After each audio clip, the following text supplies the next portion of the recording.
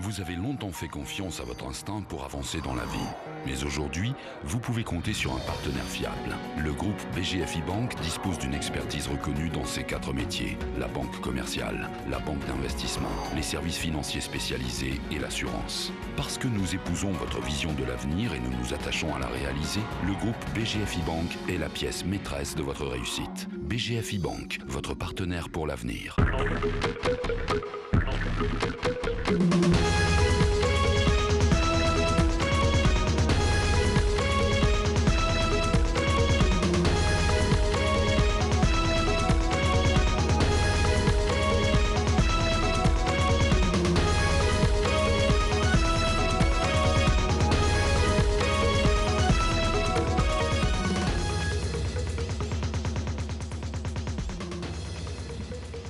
Les chaînes de la colonisation et de la dictature ayant déjà été brisées, la préservation de notre indépendance et la consolidation de notre démocratie ont plus besoin de la vitalité de tous nos concitoyens.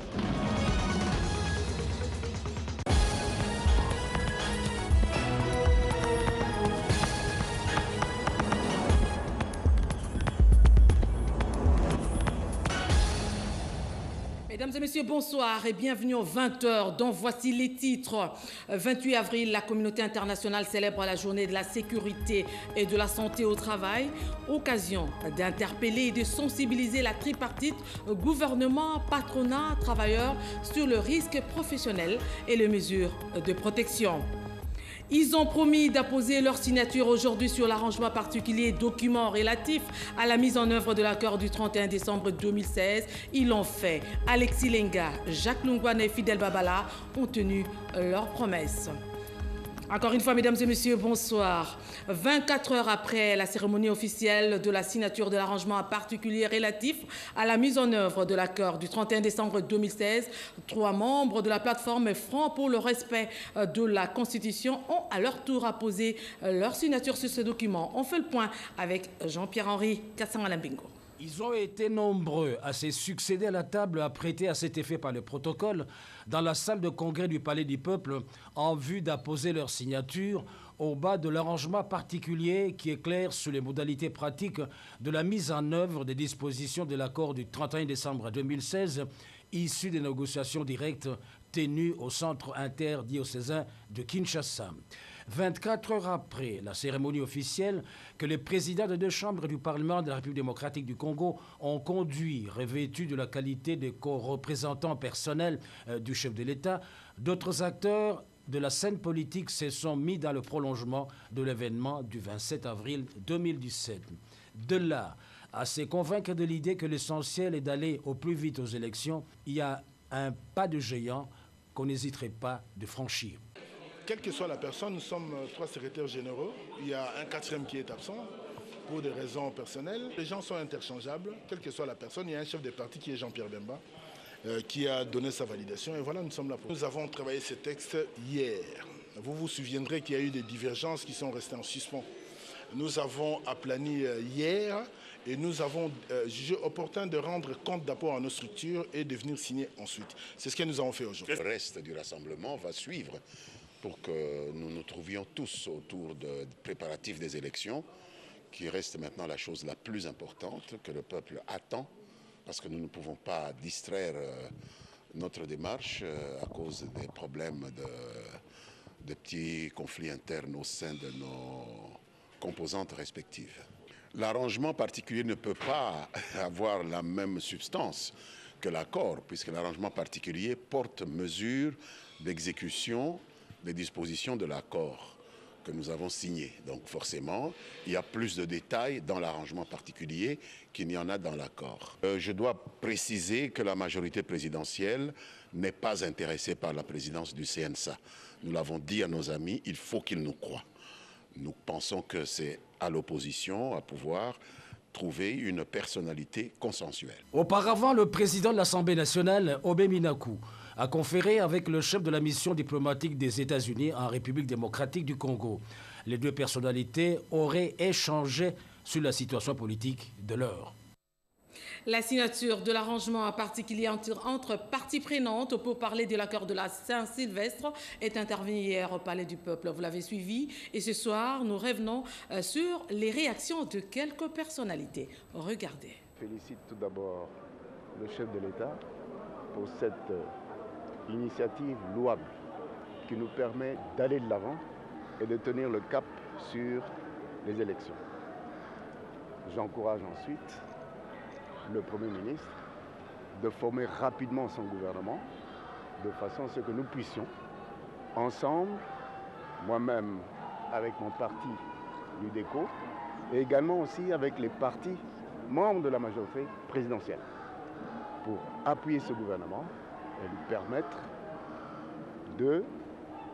d'accomplir les 3 missions essentielles que le chef de l'État lui a confiées, à savoir l'organisation des élections, la restauration de la sécurité et de la paix sur toute l'étendue du territoire et enfin s'occuper des problèmes socio-économiques de la population congolaise.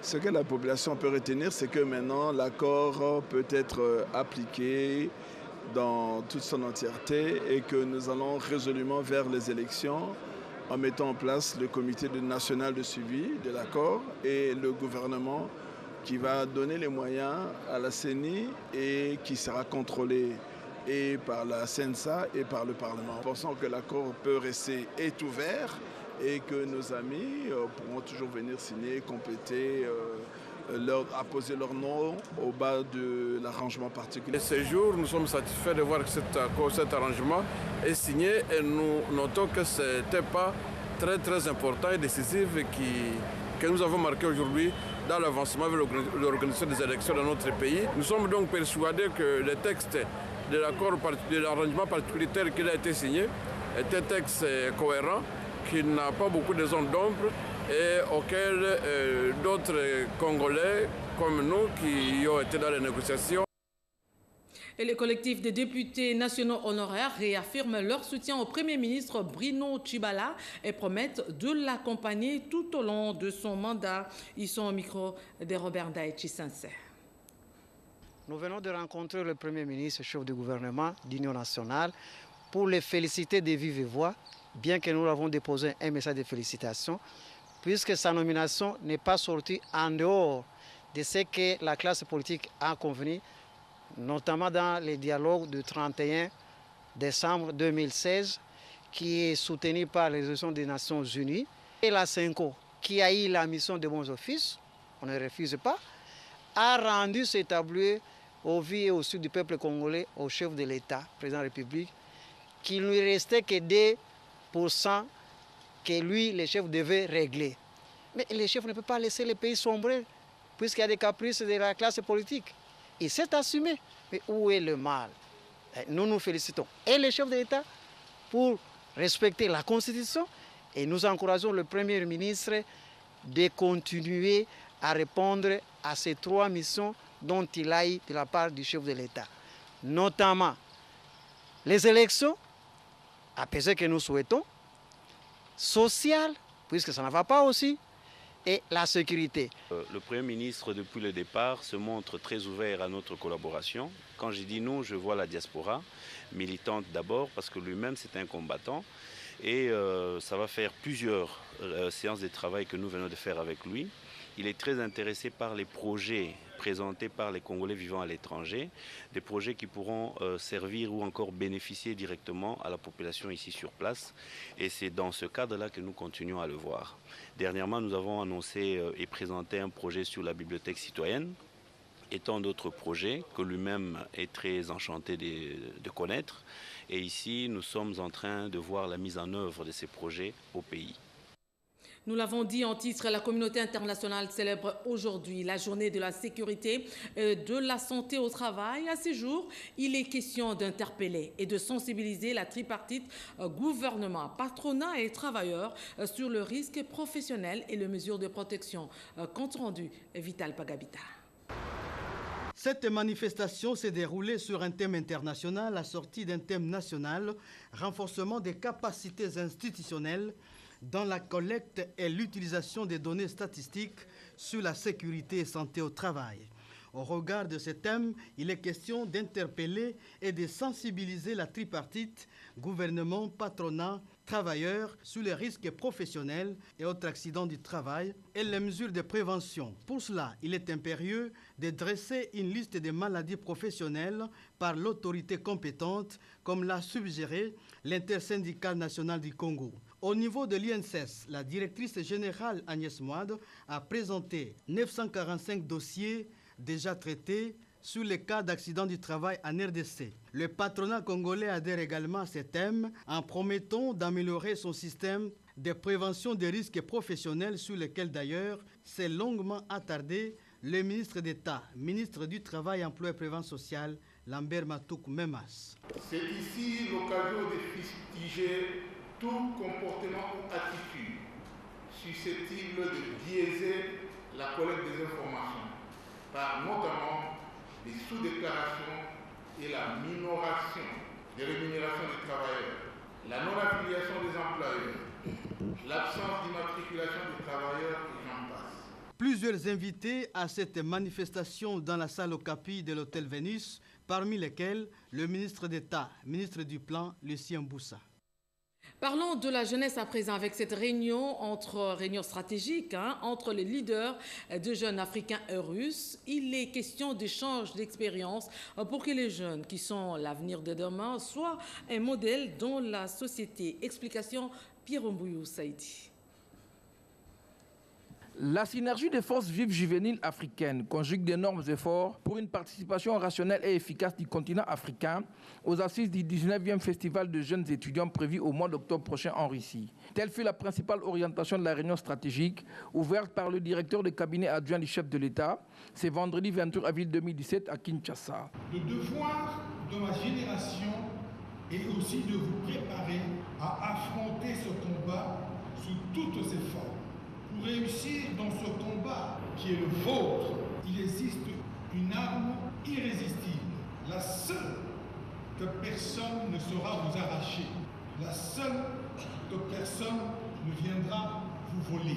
Cette arme est en fait double.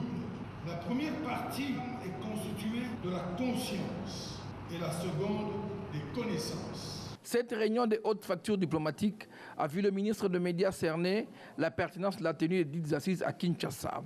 Depuis le début de l'année, notre pays subit plusieurs pressions, se trouvant sur les devants de la scène politique. La jeunesse congolaise a eu à intervenir dans la dialectique conflictuelle entre les institutions politiques que nous animons, qui sont issues des élections de 2011, qui s'apprêtent à démarrer les préparatifs pour le nouveau cycle électoral. À travers cette réunion stratégique de 48 heures, les participants vont élaborer les termes des références cohérentes et calquées sur les réalités sociales africaines, termes à même de défendre les intérêts africains en Russie. Je voudrais tout particulièrement rendre hommage à son Excellence, Monsieur le Président de la République démocratique du Congo, son Excellence Joseph Kabila Kabange, qui a accepté que ces assises soient sous son patronage.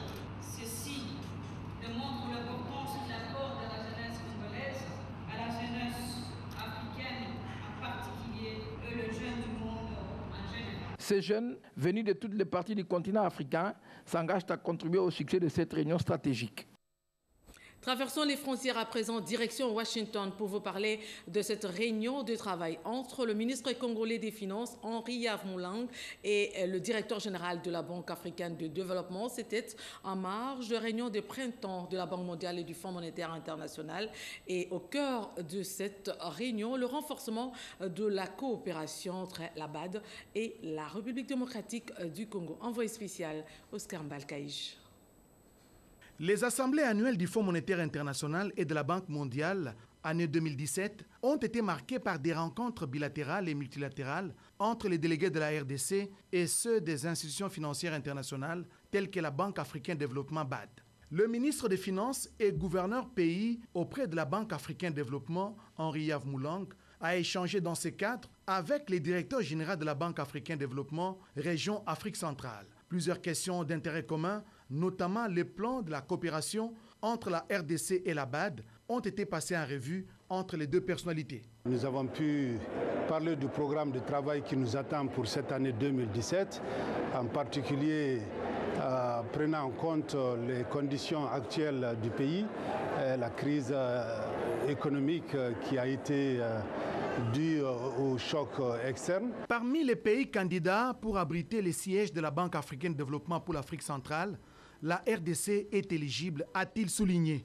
La Banque africaine est en train d'examiner les conditions d'installation de cette plateforme de prestation de services. Et nous avons à ce stade 5 requêtes venant de la région et nous avons tenu à rappeler à Monsieur le ministre les critères qui placent déjà la RDC en de très bonnes positions, en particulier à cause de son rôle de pôle de croissance dans une région d'Afrique centrale qui connaît aujourd'hui pas mal de difficultés de crise. Henri Yavmoulang a eu toutes les assurances de la BAD pour sa disponibilité d'accompagner la RDC en ce moment où l'Afrique fait face à la crise financière due à la baisse des cours des matières premières. Et puis le ministre de la Coopération régionale a déployé d'intenses activités hier et aujourd'hui. On fait le point dans ce reportage signé Séverine Katanda. Après la mission effectuée en Inde par le ministre de la Coopération au développement et celui de l'énergie pour traiter le projet de développement financé par le gouvernement indien d'une part et le gouvernement congolais d'autre part, notamment la construction de 2 centrales hydroélectriques de Katende et Kakobola, l'heure est aux dispositions urgentes. Plus que jamais, le gouvernement congolais est déterminé à achever les 2 projets initiés depuis 2011 par les chefs de l'État, Joseph Kabila Kabange. C'est ce qui justifie la réunion de travail qu'a eu Clément Kankoubou Kassawa Chibwabwa et Prince Willy Michiki, respectivement ministre de la Coopération au développement et vice-ministre de l'énergie. Cette réunion était élargie à la cellule de gestion de construction de centrales de Katende et Kakobola, GCK en sigle. Des dispositions urgentes ont été prises pour l'exécution rapide de travaux et faire bénéficier la population de l'électricité. Nous avons levé des options pour que ce projet se matérialise très rapidement comme l'attend notre population. Le gouvernement est engagé à rapidement terminer les travaux.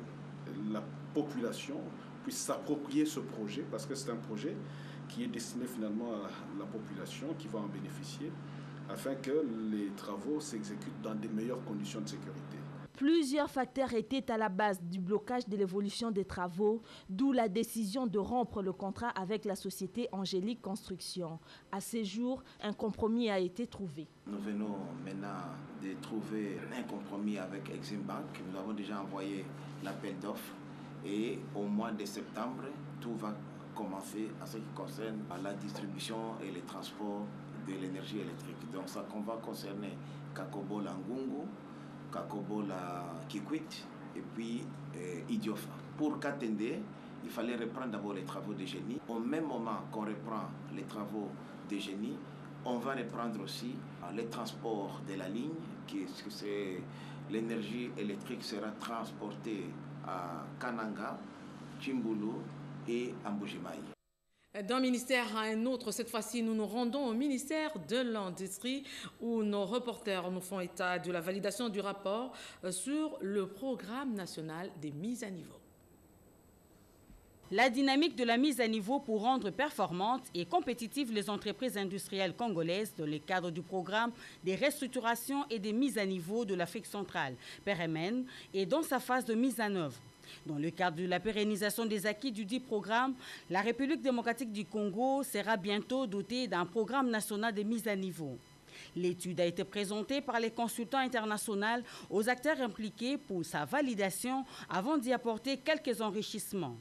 C'est le travail confié à notre gouvernement par le chef de l'État, Joseph Kabila Kabange, de pouvoir assurer le suivi de tous les programmes de la République et leur opérationnalisation est surtout l'aboutissement heureux.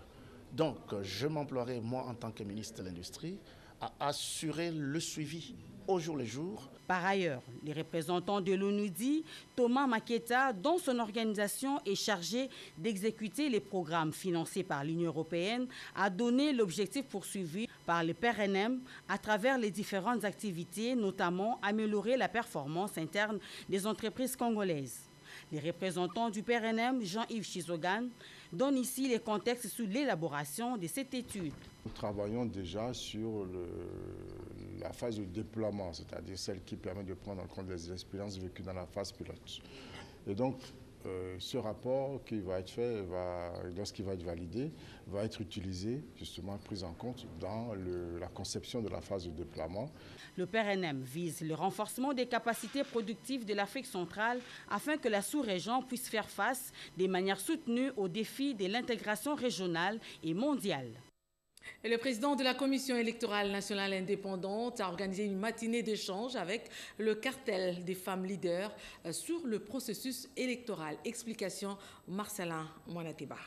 Ensemble nous pouvons, cette devise du cartel des femmes leaders politiques actives ne pouvait mieux résonner ce 28 avril dans l'imposant cadre de la Maison des élections sans la ténacité de ces femmes issues des différents courants politiques. Encadrées par le programme Tomiko Tissa de l'organisation américaine Institut national démocratique, appuyé par l'USAID, ces femmes, pour la plupart cadres militantes assidues des partis politiques, ont eu l'occasion d'être au pas de l'évolution du processus électoral. Le président de la CENI, Corneille Nangaa, a rappelé l'essence même de l'implication de la femme au moment d'attaquer la dernière phase de l'enrôlement des électeurs.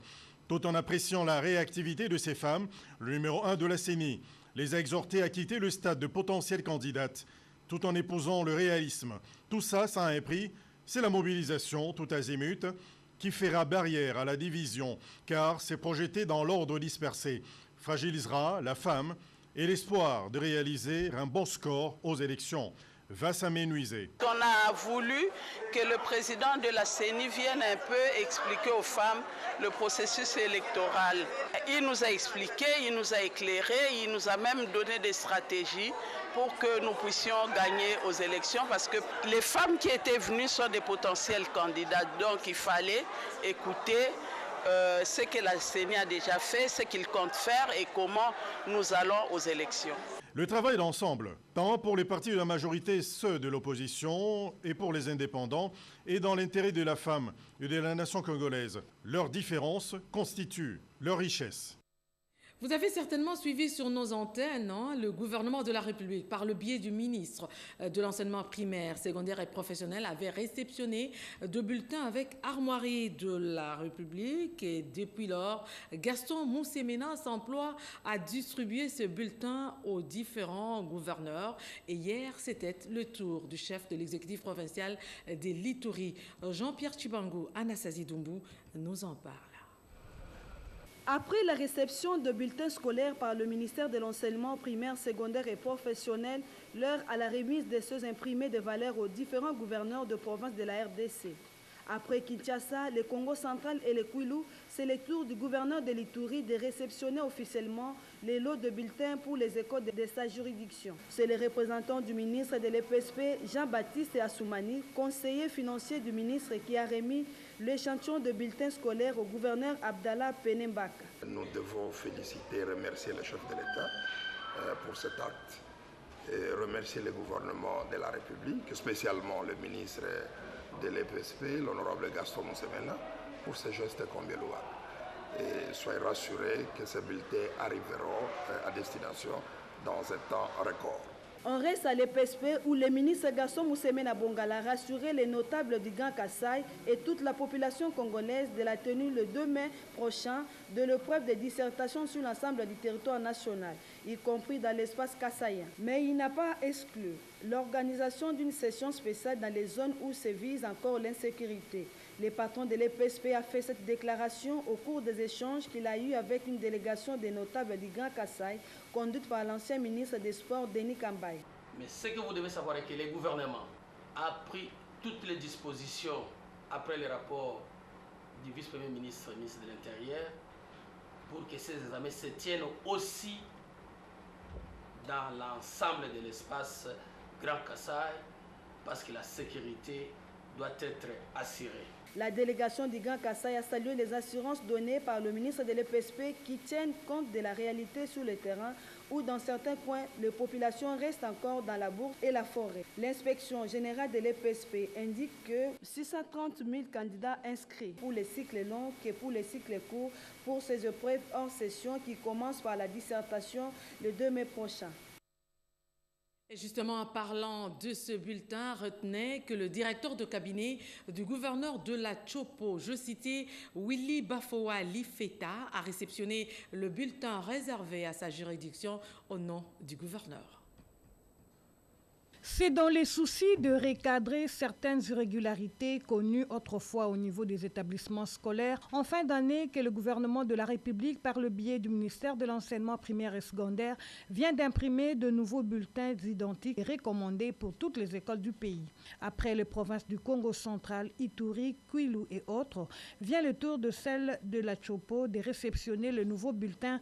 C'est le directeur du cabinet, Willy Bafoa Lifeta, qui a réceptionné ces kits scolaires au nom du gouverneur Jean Ilongo Tokole, qui fait également de l'éducation son cheval de bataille. Vous savez que dans nos provinces, il n'y avait plus de bulletins officiels. Chaque établissement se permettait de photocopier des papiers et distribuer des bulletins aux enfants. Et ça, c'est vraiment une solution appropriée qui est arrivée au bon moment, surtout que nous tendons vers la fin de l'année. Au nom de toutes les filles et tous les fils de la province de la Chopo, au nom de son Excellence, Monsieur le gouverneur de province, je voudrais remercier solennellement les chefs de l'État, les ministres de l'enseignement primaire et secondaire, qui a bien songé à nous résoudre ces problèmes qui se posent avec acuité. L'inspecteur délégué du ministère qui a procédé à la remise de ce bulletin a fait aussi une mise en garde à toute personne désireuse de falsifier ces documents. Tâche inutile car il est sécurisé et répond aux normes pédagogiques, a-t-il indiqué.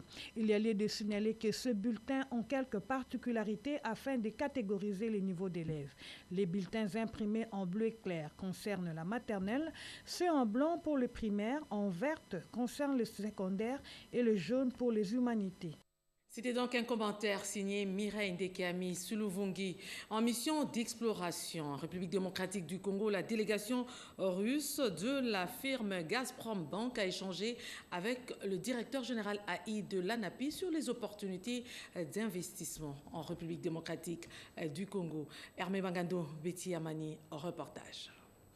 Le monde des affaires congolais va dans un futur proche recevoir des nouveaux investisseurs russes dans les secteurs de banque, du gaz, du pétrole et des mines. Ce sont là les retombées de la récente visite du vice-premier ministre, ministre des Affaires étrangères, Léonard Chiou-Kitundu en Russie. En dehors des relations bilatérales qui ont toujours existé, sur le plan politique, les deux pays comptent renforcer la coopération sur le plan commercial et économique afin de booster ces volets au travers des investissements. Au regard de cet engagement, une délégation d'investisseurs russes de la firme Gazprom Bank en visite d'exploration à Kinshasa s'est entretenue avec le directeur général d'intérim de l'Agence nationale pour la promotion des investissements, Robert Mustafa. Au cours des échanges, la délégation russe a suivi avec beaucoup d'attention la présentation du directeur général d'intérim de l'ANAPI qui retrace les missions et services de l'ANAPI ainsi que les avantages qu'offre la République démocratique du Congo aux investisseurs.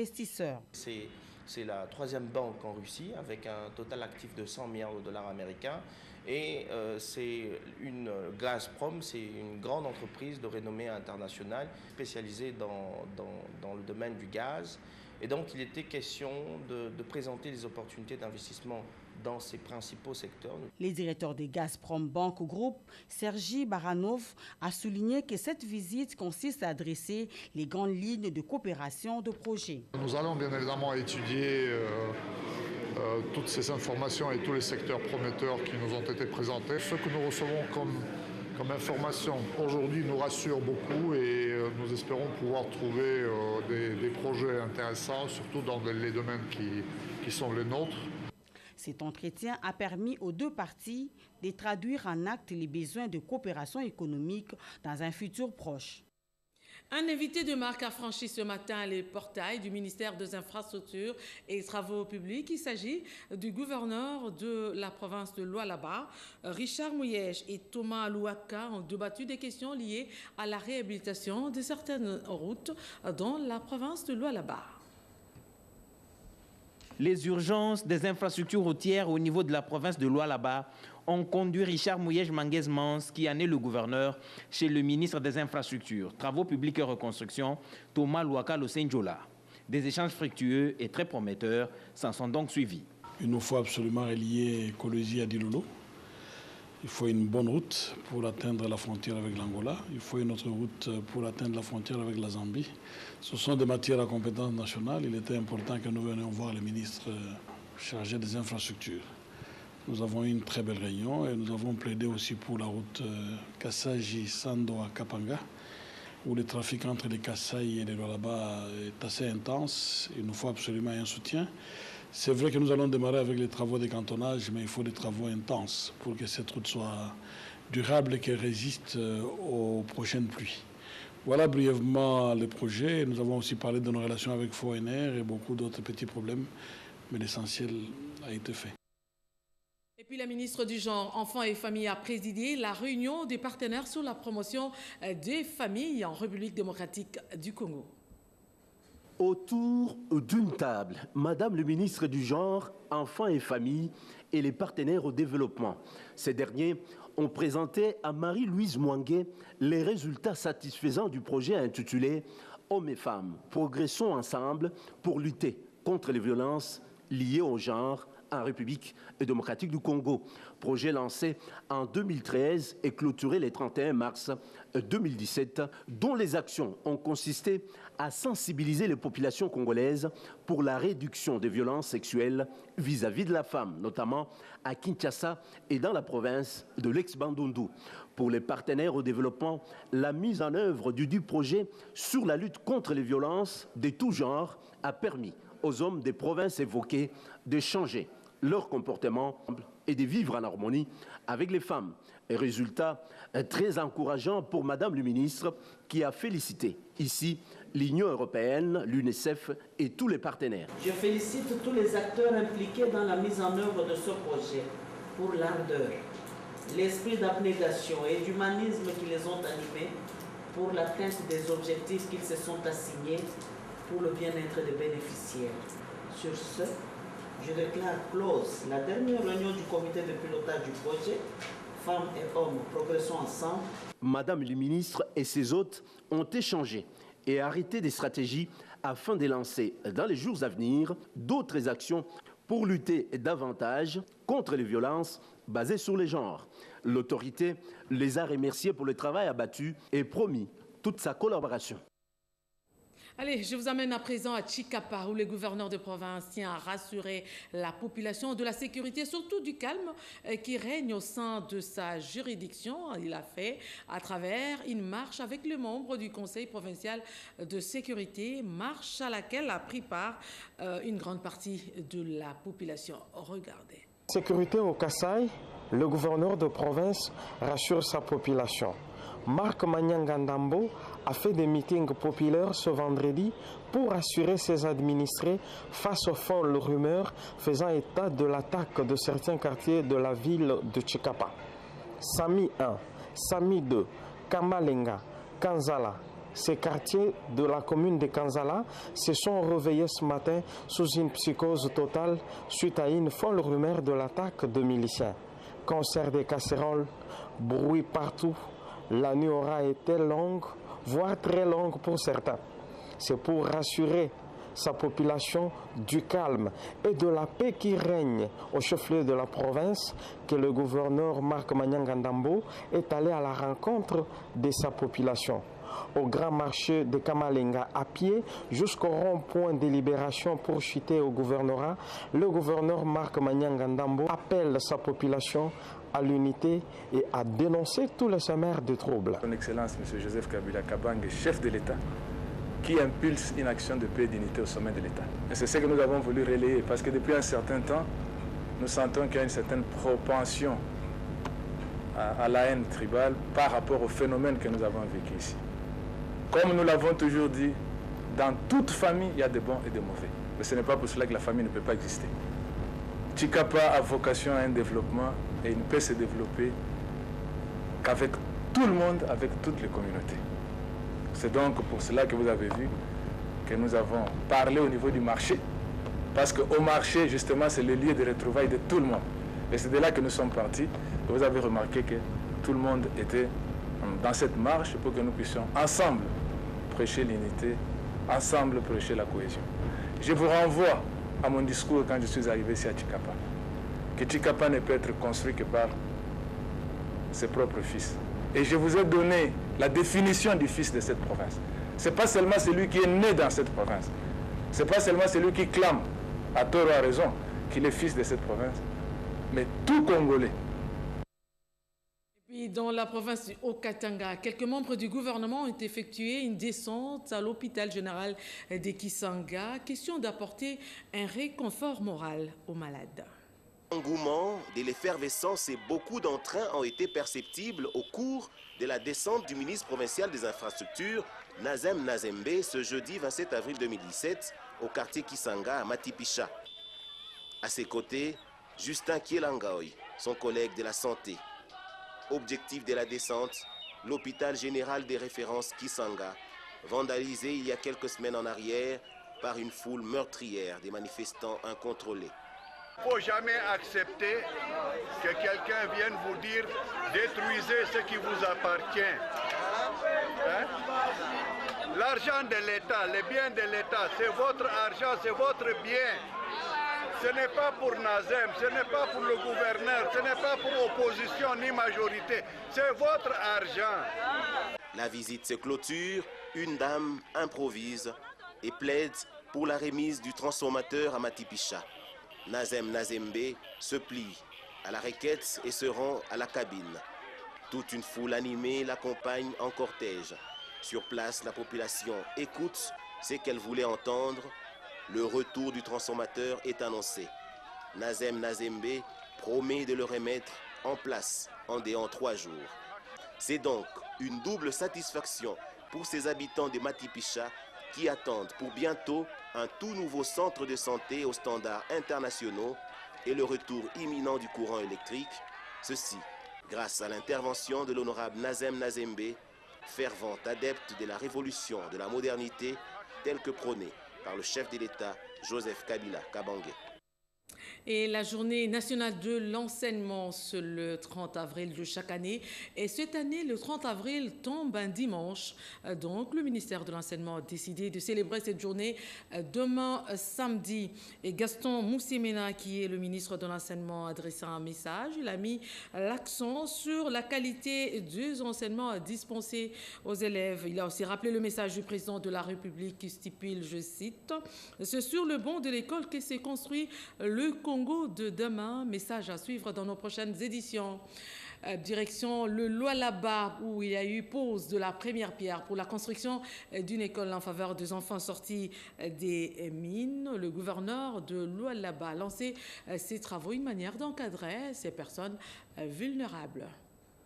Les enfants sortis des mines pourront désormais suivre un cursus scolaire normal dans la province du Lualaba. À Kolwezi, une école de type moderne va bientôt sortir des terres dans l'enceinte de la concession de l'église kimbanguiste.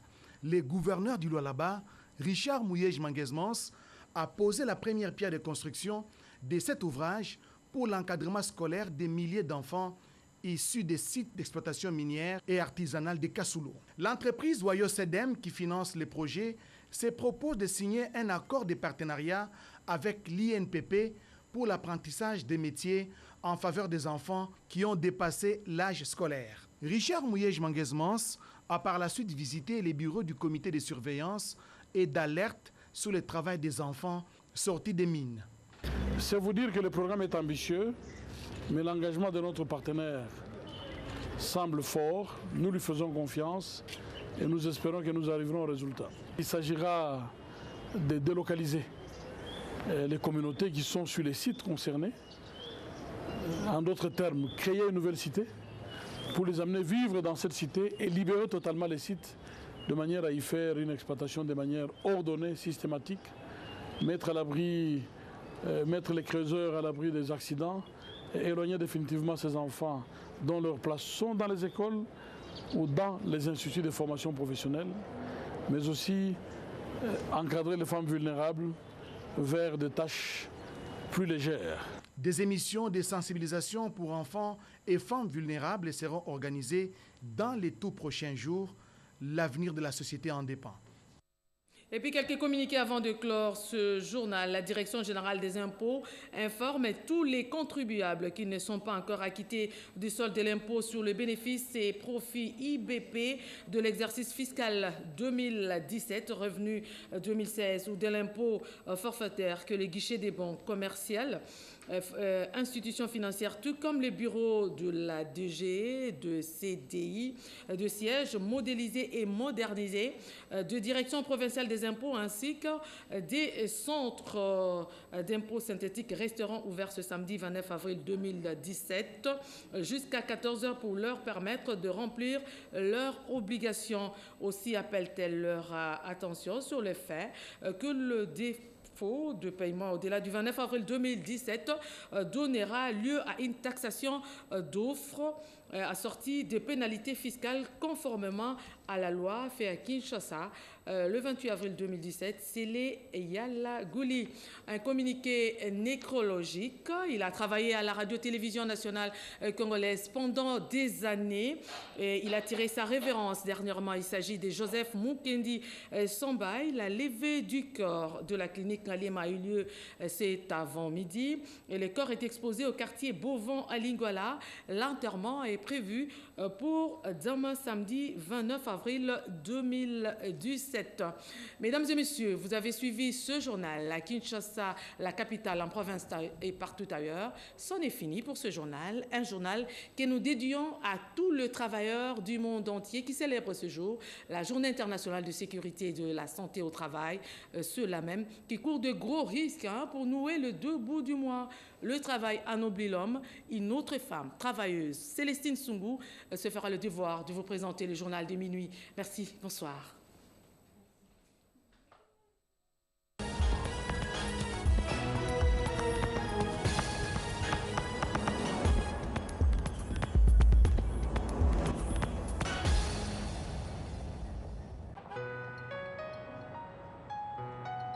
Vous avez longtemps fait confiance à votre instinct pour avancer dans la vie. Mais aujourd'hui, vous pouvez compter sur un partenaire fiable. Le groupe BGFI Bank dispose d'une expertise reconnue dans ces 4 métiers. La banque commerciale, la banque d'investissement, les services financiers spécialisés et l'assurance. Parce que nous épousons votre vision de l'avenir et nous nous attachons à la réaliser, le groupe BGFI Bank est la pièce maîtresse de votre réussite. BGFI Bank, votre partenaire pour l'avenir.